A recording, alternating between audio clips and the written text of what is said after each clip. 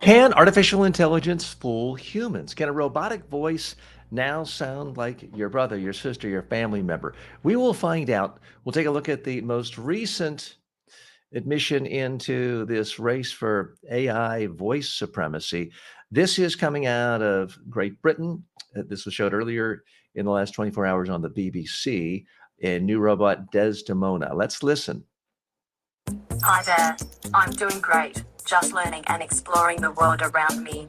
How about you? I'm good, thank you. Okay, so initial reactions. It's clearly not bad. It's much, much better than, say, the artificial intelligence robotic voices used in 1960s science fiction shows, or even 1990s in major airports where you would hear things like, "Attention passengers, mind the gap. You must not get caught by the closing door." It doesn't sound like that. So it's a huge advance, but it doesn't yet sound human. Let's go back and listen to a few of these seconds here and really parse things. Hi there. I'm doing great. Hi there, I'm doing great. There's some inflection. It's not completely flat word, flat word, flat word, but it's still too consistent in terms of speed, in terms of pausing between words, and in terms of inflection. What makes human speech sound like human speech is that there are constant changes every millisecond. Volumes change, pausing changes, emphasis changes, and the emotional feel to each word comes out differently. We're not hearing that yet. I don't think we're that far off. It is an advance, and this can work extremely well if you're just trying to convey one factual sentence. This is why you see so many corporations using AI voice tools for their voicemail and their websites for short, simple bits of information. It can work well. But as far as convincing one human being they're talking to another human, I'm not sure I am sure we're not there yet. Let's listen more.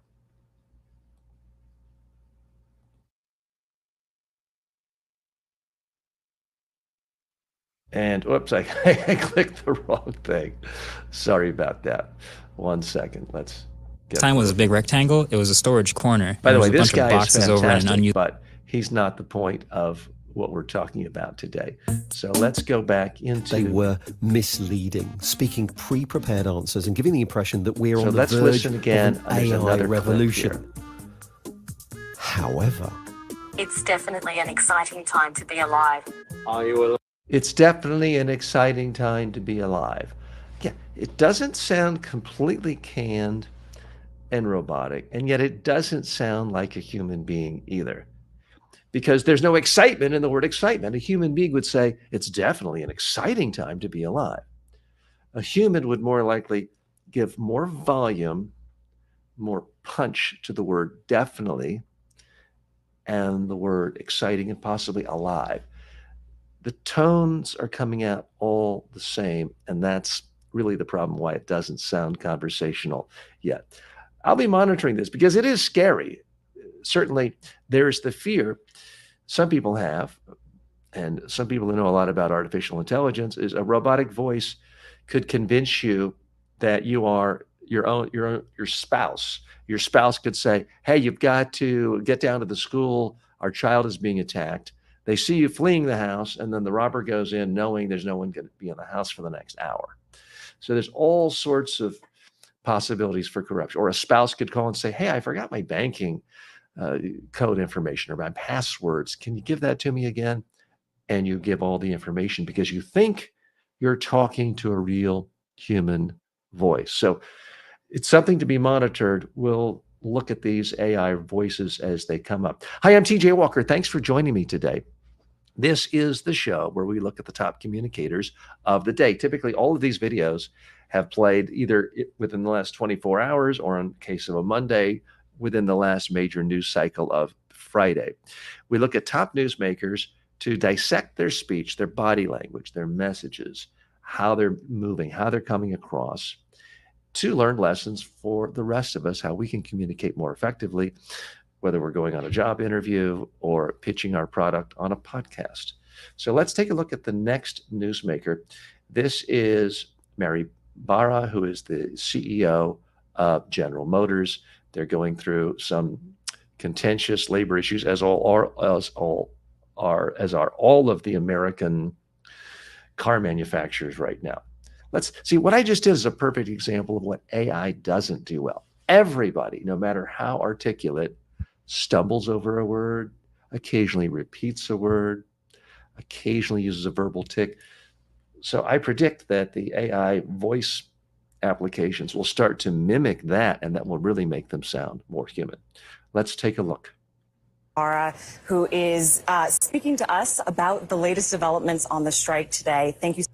So right away, I'm not comfortable with the facial expressions.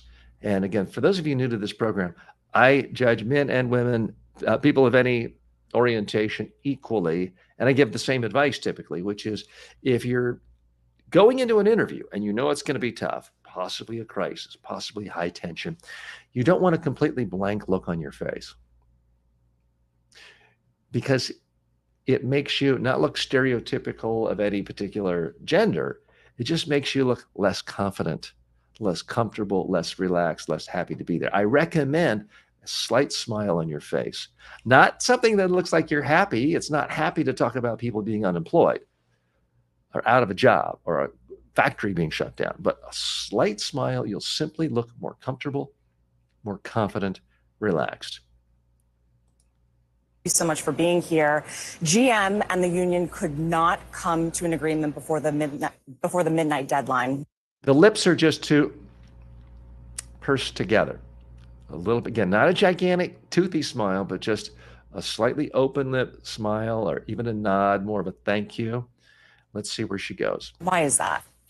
Well, I think that's a question you probably need to ask the UAW, because. So she's asking what happened to the negotiations breaking down. And the first response from the CEO is, don't ask me, ask the union over here why they walked away. It struck me as petty, as literally finger pointing, and as kind of dodging the question. It was a very easy question to say, I'm happy we were able to talk late in the night, and I look forward to our next round of negotiations so we can all get back to work. Would have been positive. It wouldn't have seemed like she's deflecting. It wouldn't have seemed like she was dodging. So I did not think that was a good answer at all. Because we have a very compelling offer on the table. I'm very frustrated because I think we had an offer that resonates with our people. It's a history. She's speaking a little quickly, and it's making her seem a little tense, slightly nervous. Yeah, I'm very frustrated that we haven't come to. I'm very frustrated that we haven't come together yet. Slowing down, especially using words of emotion, will make her seem more believable, more credible, more sincere. By rushing it, the parts where she's talking about, I'm feeling very frustrated, doesn't make it sound like she's frustrated. It makes it sound like she is regurgitating message point. Now, there's nothing wrong with message points. I, like a lot of communications consultants, coach people like this, and she's not my client, on how to communicate during contentious interviews and come up with message points, but you've got to deliver them the right way. So now let's listen to her messaging. She's trying to talk about the good things they're offering the employees. Historic offer, gross wage increases of 20% that compound to 21%. Gross wage increases of 20% that compound to 21%. That sounds to me like something that was written by a lawyer or the CFO. That does not sound like the way a human being talks. First of all, people do understand the gross number on their paycheck, but she's really splitting hairs. 20% that compounds to 21%. What does that even mean? Sure, you can figure it out, and it's not that complicated, but when you're on a national TV interview, to be splitting hairs of the gross this and 20, but it's really 21%. Why not just say we're offering 20% pay increases, which is a lot more than most Americans have received in the last year. Something like that would have made her sound much more believable, more likable. Maintaining world-class healthcare. There's several aspects as well. But I think one thing that's most important is job security. And, we're in an incredibly exciting time in this. So I actually think she's doing well here. Her hands are moving. Her face is more expressive. Now she's saying we live in incredibly exciting times. And her body motion, her hands, her face, and her voice are all expressing that. And what does happen to a lot of people, the very first question, you haven't started, you're kind of going from a cold start. And that can make anyone uncomfortable. Now she's warmed up, but it would have been a lot better if she'd started this way. Industry right now as we make the transformation from internal combustion engine vehicles to electric vehicles. So that works from combustion engine to electrical, the transition. So her body language, her hand motions are in sync. And now her speaking speed is just ever so slightly slower, in part because her hands and body are moving. So they've synced up and she's coming across better. And General Motors is well poised. We have a pipeline coming. And so when we look at that. So now you can actually see there's a slight smile on her face. She looks relaxed and comfortable, but stay tuned. There's some tough questions coming. And we look at how this could, delay that. It's at a critical juncture. So we have a deal that I think is very. It's at a critical juncture. That's just excessively fancy wordage. Why not just say, this is an important time, or even this is a critical time? Juncture is not a word that people use when they're on the factory line. I don't mean to sound condescending, but it's not a word I use in normal conversation. It sounds like something that was written out and memorized. Very important. That proposal sits at the table. Our team is ready to be at the table again. They're waiting, and we need to get back. She's just speaking too quickly, and it's undercutting her. It makes her sound less than confident and less likable. We need the UAW leadership to get back to the table, get these issues resolved so we can get people back to work. The UAW also struck again. But overall, her message is very solid. I think that is about the best CEO of a major car company can say at a moment like this. Let's see where we go with the next question. GM in 2019. So 2 strikes in 4 years. What do you think you're getting wrong? Well, I think each of those are very different. And I think, 19 had its whole set of issues, very different. It take a long time to go through all of that. Way too horrible answer. Way too complicated. She's trying to answer literally. And she's getting tied up. It's too complicated to explain. Anytime you have to say that, you're already losing in a live media interview. Or this may have been recorded, but still knowing that a lot of it was going out. Horrible answer. The reporter is saying you had a strike several years ago, and now you have another strike. What are you doing wrong? The real key when you're a CEO in a hot spot like this is you need to rewrite the question and give yourself an easier question. Don't let the reporter plant all the seeds of all the premises that you're supposed to buy into. Because I suspect she really doesn't think they've done everything wrong in the last 3-4 years. So what she should have done is rewrite the question in her mind, not saying out loud, but in her mind saying, so tell us about the last 3 years since the last strike. Well, that's all of a sudden an easy question. Now she could have said, the last 3 years have been tremendously successful for the workers and the shareholders and our customers. We've seen record profits. She could have instantly spun it in a positive way, but in a way that didn't seem like she was completely dodging the question. Again, her answer here was truly dreadful because it was complex. It was complicated. Telling the reporter basically it was a dumb question because it's too complex. Not a good way. She got tangled into knots. But if you look at where we are right now, we understand. Here's where she should have started. If you look at where we are now versus the past, things are great. And the world has changed. And that's why we put a historic offer on the table with the increases. I think our manufacturing team is the best on the field. The way they managed. Saying positive things about the team is great. Through the COVID situation and continue to build cars, trucks, and crossover, the way that we managed and they, moved with us as we went through the semiconductor shortage and still the supply challenges that we see today, they're very resilient. And I want to recognize them because our manufacturing team, along with the engineering team, so all of this is perfectly fine. Number one in JD Power quality. So we have a very talented team. We've put a historic offer on the table. And so that's why I'm so disappointed and frustrated. The union. So now she actually sounded a little more disappointed and frustrated. One of her key message points is, this is the biggest pay raise ever offered. I do think that if she's trying to connect with her owners of cars or customers around the country, that could resonate, because it's hard to feel like a company is being, and I'm not getting into the weeds of who's right or who's wrong here. I'm simply analyzing this from a communication standpoint. It does sound as a basic general message during labor negotiations to be able to say this is the biggest pay increase ever offered, does sound like that would be appealing to people who simply may reflexively take the side of the labor union or want what's best for everyone. It's a positive message point. I think she's burying it with over complexity. Is demanding, asking for a 40% wage increase over 4 years. So here's where it They're gets asking interesting. for that in part because they say CEOs like yourself, leading the big three, are making those kind of pay increases over the course of the last 4 years. You've seen a 34% pay increase in your salary. You make almost $30 million. Why should your workers not?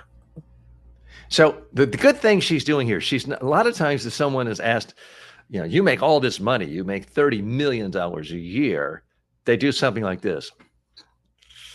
Kids, I can't believe that you went there. So she didn't do anything to show displeasure, because you'll notice the camera did cut right to her when the question was asked and the amount, and she didn't look uncomfortable. I wouldn't mind a little bit more of a smile, but at least she didn't grimace. She didn't have a nervous sort of glance sideways, like, get me the heck out of here, to her staff. So she handled that part well. Get the same type of pay increases that you're getting leading the company. Well, if you look at compensation, my compensation, 92% of it is based on performance of the company. I think one of the strong aspects of. So she's saying she didn't just get huge increases randomly because the company went well. Doesn't really answer the question, though, because if the company did better and she gets 34%, why isn't everyone getting 34%? Here, this is always a tricky issue when you're a CEO and you get paid a lot more. There's no one perfect answer. The main thing is you don't want to look uncomfortable. You don't want to look nervous. You don't want to feel like, oh, they got me. I really am greedy. And she passed that test, but I think she would have been a lot better off saying, my first job, I got minimum wage of $2.23, whatever it was. And when I'd been working for 10 years, I was still making something that creates a little sympathy for people seeing how she went on her path. She wasn't always making $30 million a year. Would have been better. Let's see where she goes.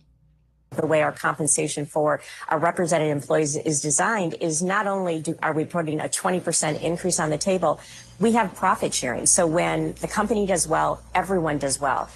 I think that she should just focus on that and say, yes, I have been treated very nicely. And I also think that we're being very fair to our employees, giving them a 20% increase. How many other people in other industries are getting a 20% increase? And we're giving them profit shares. Just saying it like that. Sometimes you can diffuse the issue by essentially agreeing. You say, yes, I am compensated very nicely, but I also feel really good that we are compensating our employees nicely, giving them a 20%. Now, time out one moment. For those of you who think maybe I'm not working for GM and I'm not working for her, I'm not taking their side on. I'm simply analyzing this through a communications perspective.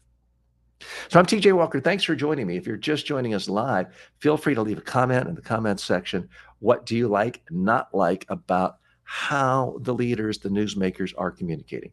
We're not here into political debates, but we are analyzing how they're communicating, how they're answering questions, their body language, and whether their messages are resonating and are landing. So if you have any comments on that, please feel free. If you're watching this on demand later, feel free to leave your comments too.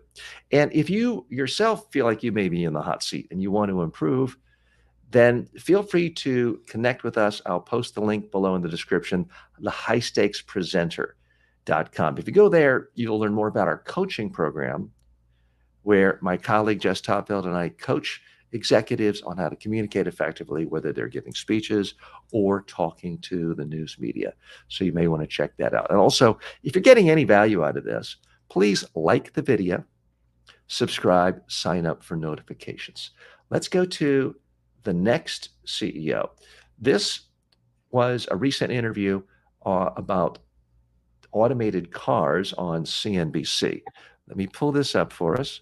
We'll take a look.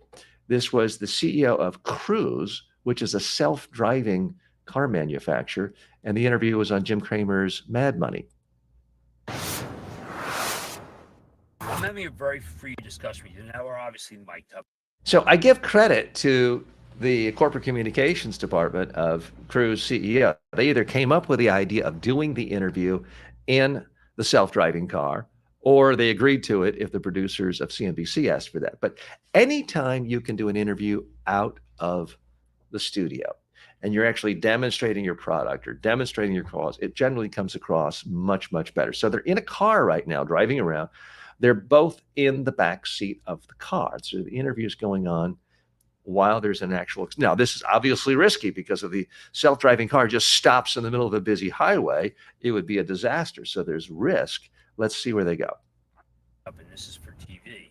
But I've had free discussions with people in a cab, of which the one person is not signing an NDA, one person is free to listen, one person is able to say, I had Jim Cramer in my cab. Let me tell you what he's really like, which is maybe the biggest setback to my career if it goes viral on Twitter.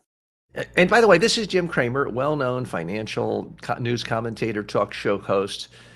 He's been around for decades. I'm not a regular watcher, but he's certainly a captivating communicator. Sounds to me like he either has a cold or he has been yelling for so long he's done serious damage to his vocal cord. His voice sounds horrible, but that's an aside. Let's see where the CEO goes from here. Well, you're a public figure, right? But there are people talking about their breakups, their like M&A transactions, legal cases in the backseat with someone listening 2 feet away. And we have. So this CEO, Kyle Vogt, is coming across really comfortable. He's completely conversational. He's relaxed. He's ignoring the camera, as you should. There, he's talking to a human being, the host next to him, and he's moving his hands. He's moving his face. He's moving his head. He's in his environment. He's giving specific examples. He's not using technical jargon, really coming across quite well. We don't know anything whether that person is, by the way, I had a car last night.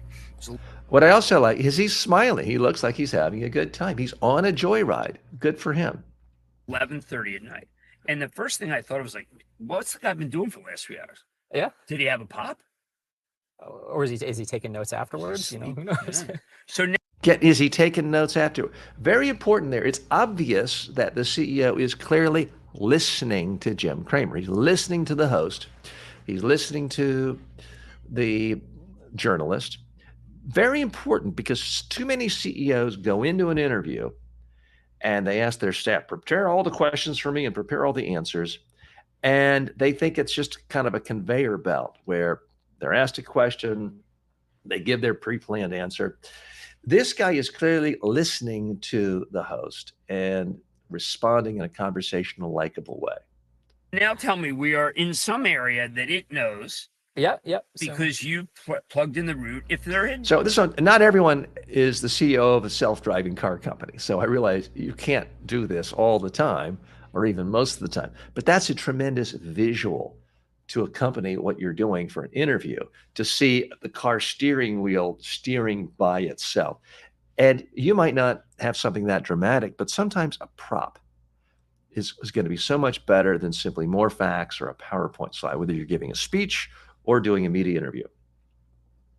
Been a lot of traffic. Would it have been able to pivot? It will try to deviate from heavy traffic. It's got real-time rerouting if it sees a blockage. So it's got like Waze? Construction. Is it like the equivalent of Waze? Well, we have AVs running all over the city. We have a lot of data.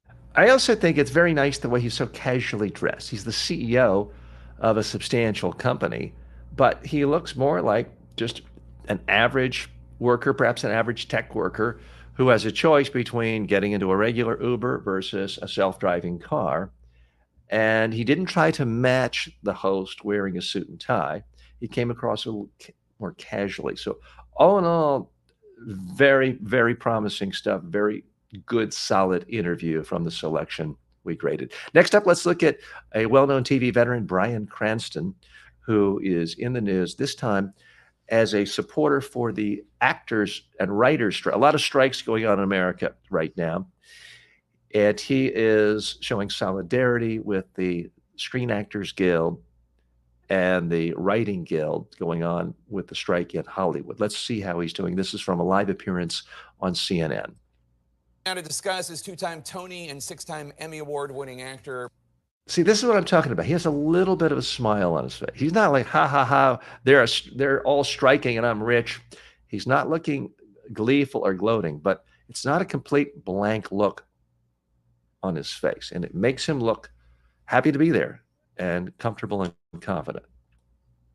Bryan Cranston, a friend of the show, I think it's fair to say. Bryan, thanks for joining us. And he's called a friend and he smiles a little. By the way, when you hear a host, this is a little inside information. When you hear a host say it's a friend of the show, what it really means is it's the host's friend. And the host either likes them or they have a personal relationship or they've gone out for lunch. That's all that really means. Yes. Are you encouraged at all that major studios are set to resume talks with the Writers Guild? And where do talks stand with SAG after the Actors Guild? And do actors want a seat at that table? Oh, we certainly do. Thanks for having me, Jake. Good to see you again. The writers have been out for almost or around. So he certainly comes across as genuine here and thanking the host, being sincere, not rushed. He sounds comfortable. He is sort of looking down a lot more than I generally recommend or like. It would be more authentic to just look at the camera. A few more ums. He gets warmed up. Now, this, even for a veteran actor and someone who's done thousands of promotional interviews as he does, there's quite often this kind of startup time at the beginning of an interview where people are a little bit rough. Let's go a little further on and see how he comes across. And to come back to the table, and thus far they have refused to accept that invitation. We try not to be pessimistic about that. Our sister union, Writers Guild of America, they are going back apparently next week, and it's hopeful. I mean, anytime. It's hopeful. You could feel the hope in his voice. So once he hit hopeful, the voice changed, the volume changed, the pitch changed, the angle of his face, the angle of his eyes. So he was communicating with a lot more than just his words there and with just his voice. Everything was in sync. The words, the voice, the head movement, the eye expressions. So a lot of good stuff going across there. But this is not his main medium. He's not a talk show host. He's an actor. And when you're acting, everything is lined up and you can do 10 takes. This is all live. It's a completely different beast. Time you're actually sitting at the table, something can happen. If you're not great, something can happen. He's actually moving in his seat. Now, he's not doing anything really distracting and getting out of frame, but there's clear movement. Anything can happen. He came up, he leaned forward, his face became more expressive. So he's very, very expressive here, and it's coming across well. So I would give this overall performance a B. He's a great, wildly successful actor, 1,000,000,000 times more successful than I am. So I give these grades not from the all-knowing expert looking down on them, but from my specific expertise as a communications coach who helps prepare not only actors, but CEOs, politicians, consultants prepare for media interviews and speeches. I give this a very, very solid B+ because he is so expressive. Where I take off a few points is the looking around, the looking down, as if he were maybe looking for a script, although he doesn't sound scripted. I take points off for that. And a few more ums and uhs than really you would expect. But overall, he seems comfortable, confident, very solid performance.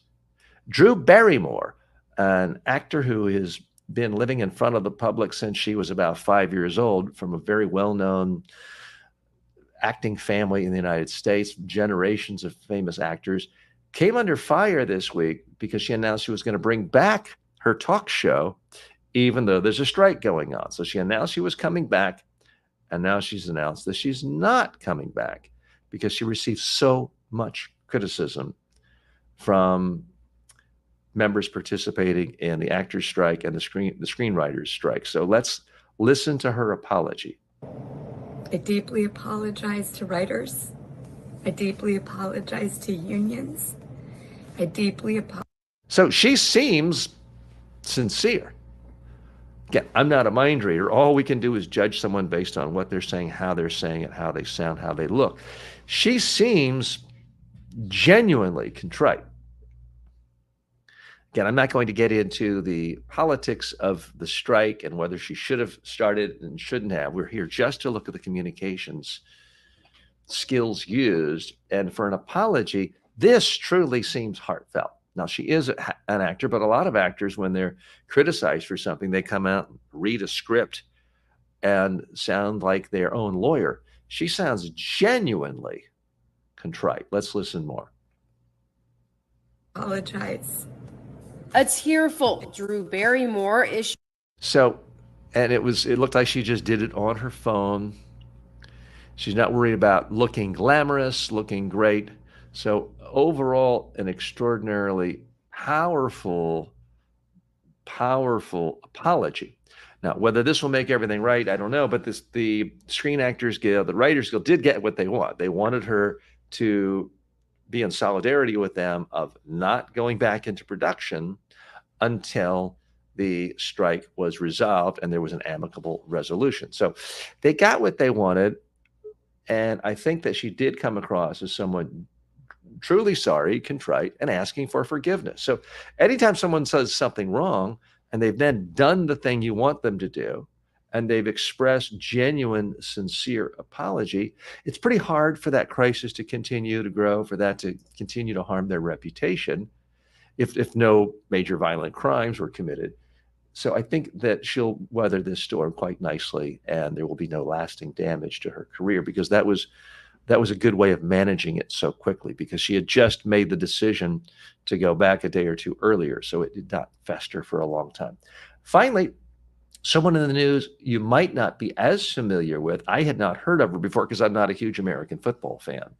But this is a woman who is the first female, Black, and Asian, and this is how she identifies herself, president of a Major League Football team. This is an industry that is, as you would imagine, heavily male dominated. Let's see how she comes across in a major feature profile interview.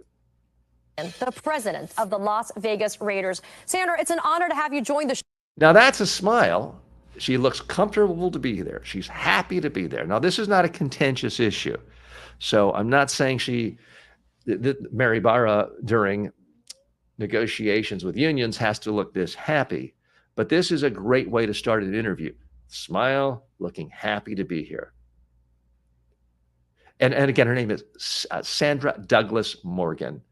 And this is her second year in the NFL, and she's getting a lot of positive praise for her ability to communicate effectively the desires and needs of the team and the industry. Show this morning, you've pointed out in other media that your Black and Korean heritage may have helped put you in the spotlight, but it's your work So perfect eye contact, looks comfortable. outside of sports that also is key to bringing diversity to the Raiders front office. Talk a little bit more about that. Yeah, thank you for having me, Katie. You know, the Raiders have had such a rich and diverse history with respect to leadership, whether it be with coaches and general managers. So everything is just comfortable, conversational, relaxed, maintaining the eye contact, maintaining the pleasant smile on the face, completely fluid, doesn't sound canned, sounds like she's being conversational, not speaking too quickly, volume good, pace good, speed good. And now with presidents as well. And so I'm really proud to be a part of an organization that actually invested and believed in diversity and equity and inclusion before it was something that it was even discussed more. Before it was something even discussed. So notice how she's hitting certain words. That's what people do when they're comfortable and confident. And she's doing it quite nicely. And we were talking about this before it was a big thing. So her head is moving, her face is moving. She's occasionally glancing away, but every so often, overall, her eye contact is fantastic. She seems fluid, conversational, completely comfortable, and is handling this part of the interview perfectly. That's all the time we have for today. I'm TJ Walker. Thanks for joining me. If you like this, let me know, because we may do this on a daily basis, dissecting top newsmakers, their speeches, their interviews, their public pronouncements, so that we can all learn how to be better communicators, figuring out what's right so that we can do more of it, figuring out what they're doing wrong so we can do less of it. If you do want to become better yourself, if you have upcoming media interviews or speeches, then check out the highstakespresenter.com. It's listed in the description below. And take a look at that, and you'll find more about our coaching programs to help you come across your very best. Thanks again. If you got any value out of this, please like the video, subscribe to it, sign up for notifications, and share this video. And please come back tomorrow. Thanks.